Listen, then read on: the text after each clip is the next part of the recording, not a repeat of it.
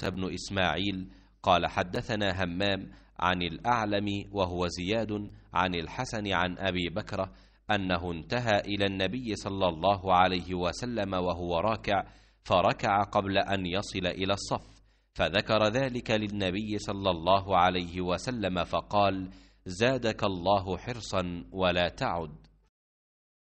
हम्माम बिन याहया ने ज़ियाद बिन हस्सान आलम से बयान किया, उन्होंने हज़रत हसन रज़ी अल्लाह ताला अन्हु से, उन्होंने हज़रत अबू बकरा रज़ी अल्लाह ताला अन्हु से कि वो रसूलुल्लाह सल्लल्लाहु अलैहि वसल्लम की तरफ नमाज पढ़ने के लिए गए।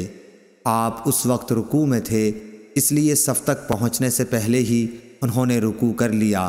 फिर इसका ज़िक्र नबी करीम सल्लल्लाहु अलैहि वसल्लम से किया तो आपने फरमाया कि अल्लाह तुम्हारा शौक़ और ज़्यादा करे, लेकिन दोबारा ऐसा न करना। सही बुखारी हदीस नंबर 783।